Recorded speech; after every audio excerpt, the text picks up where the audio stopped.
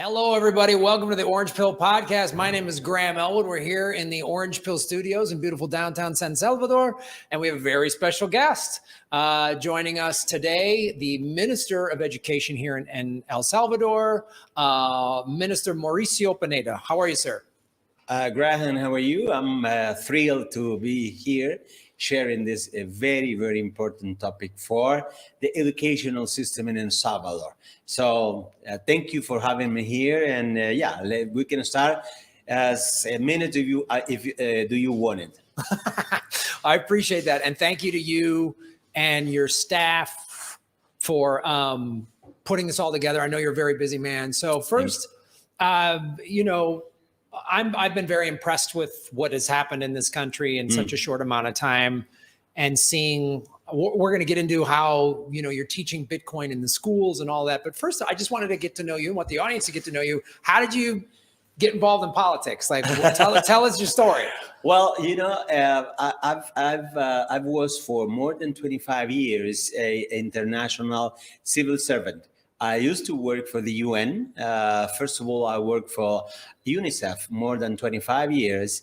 Then I make a decision and I quit to the UN, and I was working as a civil servant, but in El Salvador already.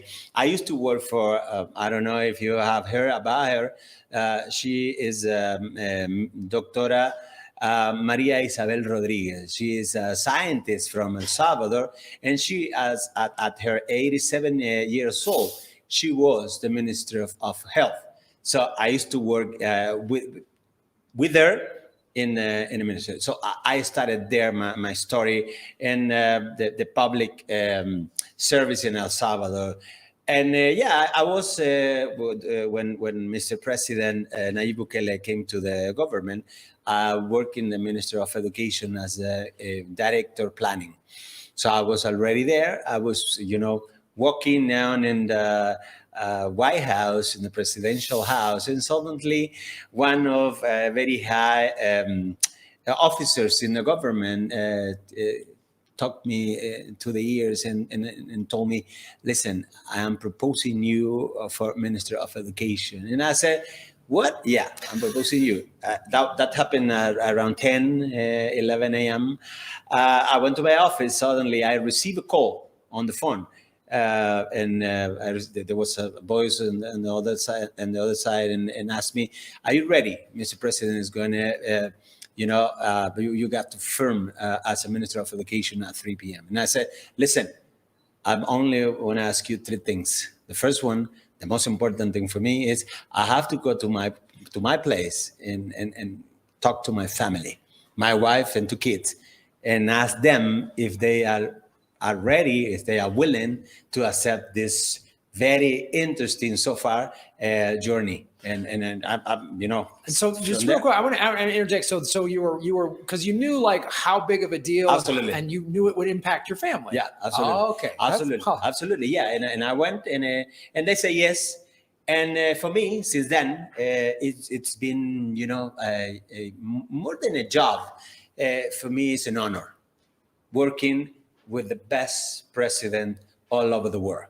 I mean, a man that has very clear, but at the same time had the guts in order to take those very tough decisions that he's taken in order to have this country as you know it. Because before that, I mean, this was a mess. This was a country that was governed for politicians that they only think about their pockets. And now we do have, previous election like 10 days ago. I mean, there's no story about that. I mean, all over the world in democracy, we have never seen a voting process like the one we had it. But not only that, because this is his second shift, So normally what happens is when you are in the government, you have some in the process, your figure is being damaged. When you finish like 20% of acceptance. Right. But here, he got it even higher. 80, almost 85% of the voting was for him as a president. So, as I was saying, for me, is an honor being part of this government. And there is a lot of very funny story. I was in the UN building in September last year, and suddenly there was a guy running behind me and yelling, "Minister, minister!" I mean, we were like, I don't know, 400 ministers there of the delegation. So I was, I just continue walking, and suddenly the guy touched me on the shoulder and asked me, "Can I take a picture with you?" And I said, "Of course. I mean, everybody wants to take a picture with me."